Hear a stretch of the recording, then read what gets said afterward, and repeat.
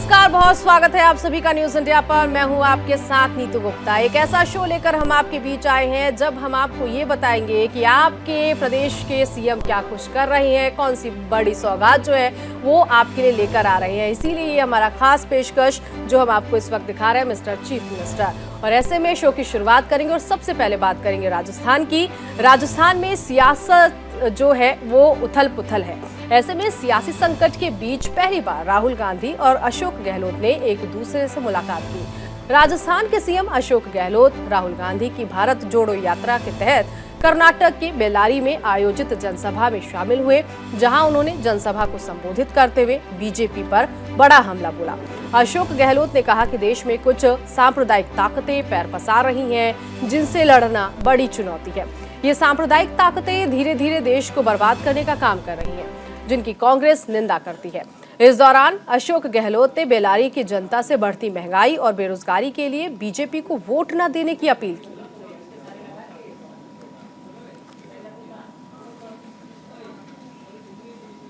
गांधी जी इतिहास बनाने जा रहे हैं देश के अंदर।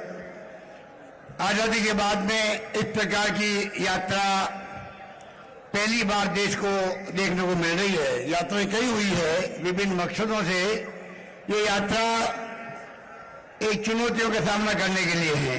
चुनौतियां हैं फांसी की ताकतों की, सांप्रदायिक ताकतों की, जिन्होंने देश को बर्बाद करने के लिए जो कदम उठाए हुए हैं उनकी हम निंदा करते हैं। संविधान की धज्जियां उड़ रही है, लोकतंत्र खतरे के अंदर है, महंगाई बेरोजगारी की मार आम आदमी पे पड़ी हुई है। इस माहौल के अंदर राहुल गांधी जी का जो संदेश है वो देश के कोने कोने में पहुंच रहा है। ये भावना राहुल गांधी जी जो प्रकट कर रहे रास्ते के अंदर, उनका चिंतन हो रहा, मनन हो रहा कि वास्तव में देश की दिशा में जा रहा है, किसी को नहीं मालूम। और लोग समझ गए हैं इन चालों को, जिन चालों के माध्यम से यूपीए गवर्नमेंट को बदनाम करके इन्होंने सत्ता हासिल करी है। ना लोकपाल आ पाया, ना काला धन आ पाया। जिस रूप में यूपीए गवर्नमेंट बनी थी पहली बार आजादी के बाद में, अधिकार आधारित युग की शुरुआत हुई, पार्लियामेंट में कानून बनाए गए। डॉक्टर मनमोहन सिंह जी ने, सोनिया गांधी जी ने, चाहे वो राइट टू इंफॉर्मेशन हो, महात्मा गांधी नरेगा हो, तमाम कानून बनाए गए हैं। कानून बना के अधिकार पब्लिक को देने का काम शुरू किया। धर्म के नाम पर, जाति के नाम पर राजनीति करना बहुत आसान होता है।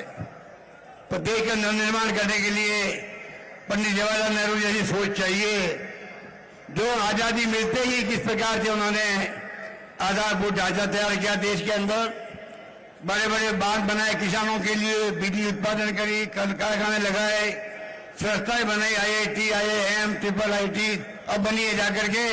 पर जिस प्रकार उन्होंने शुरुआत करी थी संस्थाओं की, आज उस पर देश खड़ा है, आत्मनिर्भर बना है। आप सोचिएगा 1000 किलोमीटर 3500 किलोमीटर में से पूरा कर लिया है, जिस जज्बे के साथ में, हिम्मत के साथ में, हौसले के साथ में है। पर जब तक कमिटमेंट नहीं हो देश के साथ में, देशवासियों के साथ में, तब तक ये संभव नहीं होता है। राहुल गांधी का कमिटमेंट देशवासियों के साथ में है, देश के गरीबों को, दलितों को, पिछड़ों के साथ में है, किसानों के साथ में है, मजदूरों के साथ में है। इसलिए जाकर के संभव हुआ है। इतनी लंबी संघर्षमय यात्रा, बहुत टफ यात्रा है। तो राजस्थान की तो हमने बात कर ली और अब बात करेंगे हिमाचल प्रदेश की। हिमाचल प्रदेश में चुनावी शंखनाद हो चुका है। सभी पार्टियां सूबे में प्रचार करने में जुटी हुई हैं। इसी कड़ी में सिरमौर के सतौन में बीजेपी की हाटी आभार रैली का आयोजन हुआ, जहां पर गृहमंत्री अमित शाह और सीएम जयराम ठाकुर मौजूद रहे। मंच से रैली को संबोधित करते हुए हिमाचल प्रदेश के मुख्यमंत्री जयराम ठाकुर ने गृहमंत्री अमित शाह को सिरमौर के इतिहास के बारे में विस्तार से बताया। इस दौरान वो बीजेपी की उपलब्धियां भी गिनाना ना भूले। सीएम जयराम ठाकुर ने कहा कि हिमाचल के विकास में सबसे बड़ा योगदान हिमाचल की जनता का है। इसके साथ ही एक बार फिर मुख्यमंत्री जयराम ठाकुर ने सूबे की जनता से प्रदेश में जारी रिवाज को बदलने की अपील की। साथ ही साथ बीजेपी को वोट देने की अपील भी की है।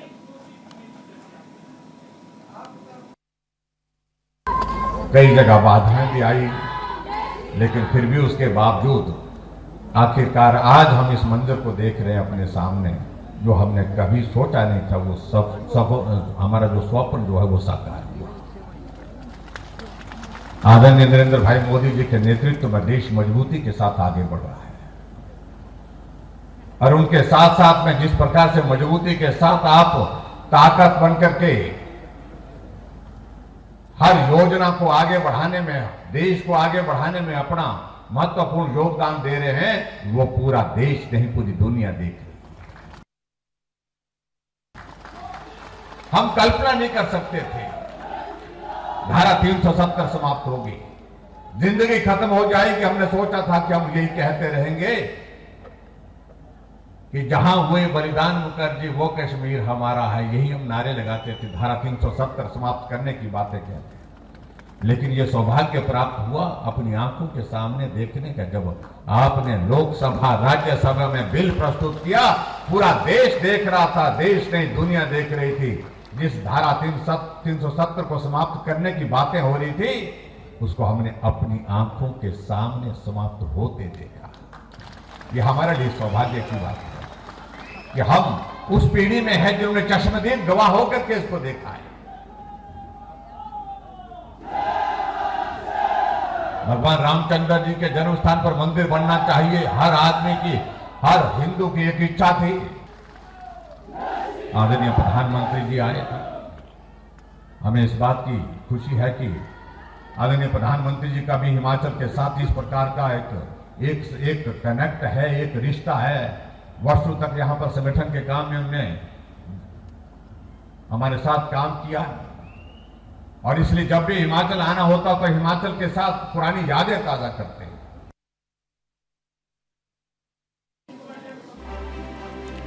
उत्तराखंड के मुख्यमंत्री पुष्कर सिंह धामी चंपावत के टनकपुर पहुंचे, जहां पर सीएम धामी ने APJ Abdul Kalam engineering college में आयोजित रोजगार मेले का शुभारंभ किया। इसके साथ ही जिले के विकास के लिए कुल 8,417 रुपए की 7 योजनाओं का लोकार्पण और 23 योजनाओं का शिलान्यास किया। इस दौरान सीएम धामी के साथ क्षेत्रीय सांसद अजय टम्टा और कैबिनेट मंत्री वन निगम कैलाश गहतोड़ी मौजूद रहे। साथ ही साथ सीएम ने छात्राओं से बात की और कॉलेज में चलाए जा रहे कार्यक्रम के बारे में जानकारी ली। उन्होंने कहा, ऐसे मेलों का आयोजन होते रहना चाहिए। राज्य सरकार सूबे में आगे भी ऐसे मेलों के आयोजन की योजना बना रही है, जिससे छात्र छात्राओं को रोजगार के बेहतर अवसर मिले। आपको बता दें कि इस रोजगार मेले में कुल 41 कंपनियों ने 2,840 वैकेंसी निकाली थी, जिनमें पहले दिन की बात की जाए तो 1,000 से ज्यादा रजिस्ट्रेशन हुए हैं।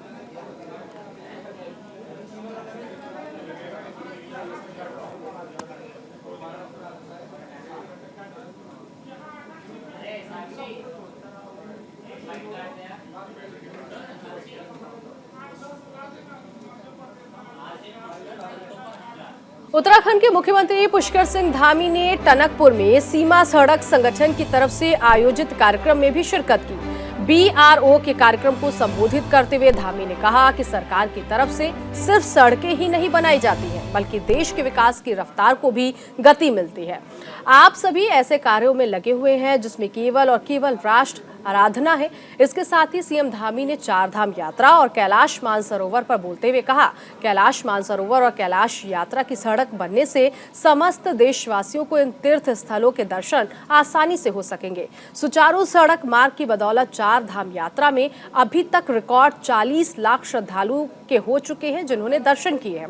इस बार की कांवड़ यात्रा ने भी सभी रिकॉर्ड तोड़ दिए। कुमायूं मंडल के सभी धार्मिक स्थलों को सजाने संवारने का काम भी सरकार की तरफ से किया जा रहा है।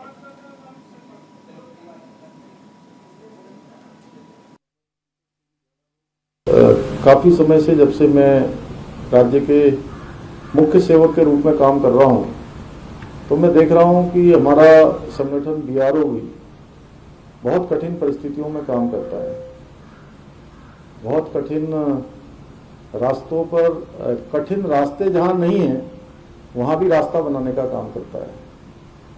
और बहुत कठिनाई है, बहुत सारी दिक्कतें हैं, लेकिन उसके बाद भी आपके हौसले और आपके जज्बे को मैं सलाम करता हूं, क्योंकि आप सबके कारण से जहां हमारी सड़कों को गति मिलती है, सड़कों को निर्माण और पुनर्निर्माण का मार्ग प्रशस्त होता है, वहीं आप एक मोर्चे पर लगातार काम करके कहीं न कहीं देश की सेना को, देश की रसद को, देश के गति को, देश की शक्ति को, देश की मति को, देश की प्रगति को, देश की उन्नति को लगातार बढ़ाने का काम करते हैं।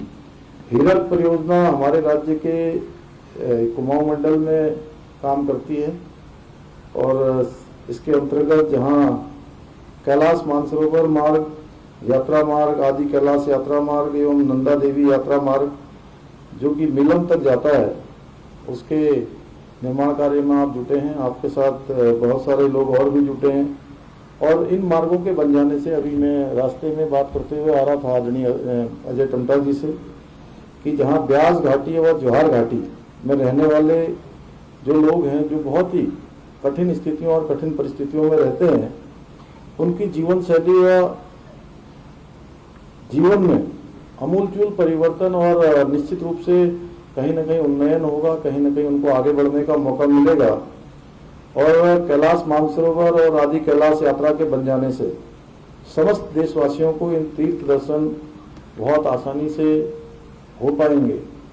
और इतना ही नहीं, हमारे देश के यशस्वी प्रधानमंत्री मोदी जी भी, मैंने उनसे जब पिछली बार यहाँ मायावती अद्वैत आश्रम आने का आग्रह किया था तो उन्होंने मुझे आश्वस्त किया कि मैं वहां आऊंगा।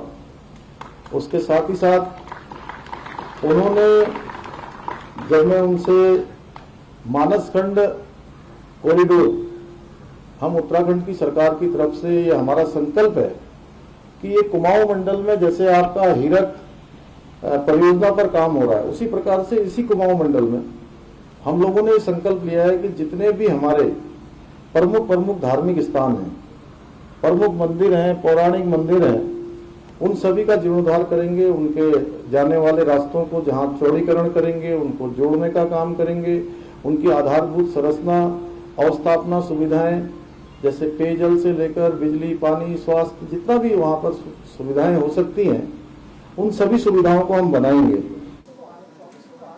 और अब बात करेंगे झारखंड के सीएम के बारे में। मुख्यमंत्री हेमंत सोरेन ने अयोग्यता के मुद्दे पर बयान दिया।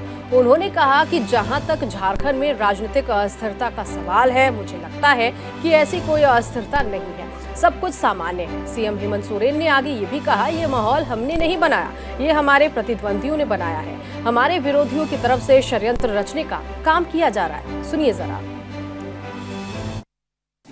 सरकार बनी, कोरोना आया, 2 साल घर बैठे काम किया गया। घर बैठे कितना काम होता है आप सबको मालूम है, वो भी सरकारी व्यवस्था में।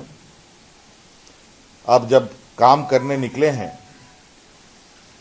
हम राज्य के विकास को गति देने में लगे हैं, हमारे विपक्ष उसी ताकत के साथ पैर खींचने में लगे हैं। खैर, इससे हम घबराते नहीं और मैं आपको आश्वस्त करना चाहता हूं आपके मीडिया चैनल के माध्यम से, किसी भी संबर, किसी भी कर्मचारी को घबराने की जरूरत नहीं है। सभी के लिए, जिन लोगों ने गलत तरीके से भी लोगों को रखा है, जिसने सही तरीके से भी रखा है, और जिनको भारत सरकार के कई ऐसे कार्य योजना रहे हैं जहां पर कुछ दिनों तक काम करने के बाद भारत सरकार ने ये योजना बंद कर दी, वो सारे लोग सड़क पर आने के लिए मजबूर हो गए। मध्य प्रदेश की राजधानी भोपाल की बात की जाए तो यहां चिकित्सा शिक्षा विभाग की तरफ से हिंदी की व्यापकता एक विमर्श कार्यक्रम का आयोजन किया गया, जिसमें सीएम शिवराज सिंह चौहान ने हिस्सा लिया। सीएम ने कहा कि मध्य प्रदेश ने कई इतिहास रचे हैं। पीएम नरेंद्र मोदी ने शिक्षा का माध्यम मातृभाषा हो या संकल्प करके दिया है।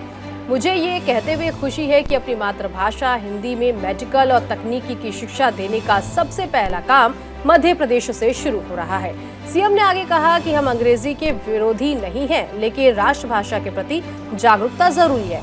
आज ये मानसिकता गलत है कि अंग्रेजी के बिना काम नहीं हो सकता। मैंने कई मेडिकल कॉलेज के बच्चों को सिर्फ इसलिए कॉलेज छोड़ते हुए देखा कि वहां उन्हें अच्छी अंग्रेजी नहीं आती। ये एक सामाजिक क्रांति है जिसे दूर करना है। शिक्षा का माध्यम मातृभाषा हो, अपना ये संकल्प व्यक्त किया। नई शिक्षा नीति में भी मातृभाषा में शिक्षा दी जाए, इसका प्रकटीकरण हुआ। और मुझे ये कहते हुए आनंद और प्रसन्नता है कि अपनी मातृभाषा हिंदी में मेडिकल की भी शिक्षा, उसके साथ साथ इंजीनियरिंग की भी और तकनीकी शिक्षा देने के काम का सबसे पहला क्रियान्वयन देश में कहीं हो रहा है तो मध्य प्रदेश में हो रहा है। यह अपने आप में एक नई क्रांति है। हमारे चिकित्सा शिक्षा मंत्री भाई विश्वास जी ने और उनकी पूरी टीम ने प्रधानमंत्री जी के टास्क को हमने हाथ में लिया और उसको पूरा करके दिखाया। ये जो मानसिकता है कि अंग्रेजी मतलब हमको दूसरों से ऊपर और अलग ले जाती है, इस मानसिकता को बदलने का अभियान भी हमने चलाया हुआ है। हिंदी बहुत समृद्ध भाषा है और सभी विषयों की शिक्षा हिंदी में दी जा सकती है, क्योंकि सबसे ज्यादा कठिनता मेडिकल में, तो वो काम करके दिखाया है। और अब इस मानसिकता को बदलने का अभियान भी चलेगा कि अंग्रेजी के बिना काम नहीं चल सकता।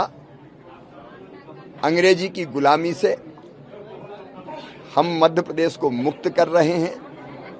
भाषा के रूप में हम विरोधी नहीं हैं, लेकिन आप समझ सकते हैं वो परिवार, गरीब, निम्न मध्यम वर्गीय, मध्यम वर्गीय, जिनके बच्चे अंग्रेजी नहीं जानते, अंग्रेजी माध्यम के स्कूलों में नहीं पढ़ते, उनकी प्रतिभा होते हुए भी कुंठित हो जाती है और कई बार उनको जिस स्थान पर होना चाहिए वहां नहीं पहुंच पाते। हिंदी माध्यम की शिक्षा उनकी जिंदगी में एक नया प्रकाश लेके आएगी और वो भी आगे बढ़ेंगे, उच्च पदों पर बैठेंगे, बड़े काम करेंगे। और इसलिए कल का दिन मध्य प्रदेश के लिए, देश के लिए एक ऐतिहासिक दिन है और एक नया इतिहास रचा जाना है हिंदी माध्यम से शिक्षा का। और इसी के साथ इस खास पेशकश में अभी के लिए बस इतना ही। बाकी की तमाम खबरों के लिए आप बने रहिए न्यूज़ इंडिया के साथ। नमस्कार।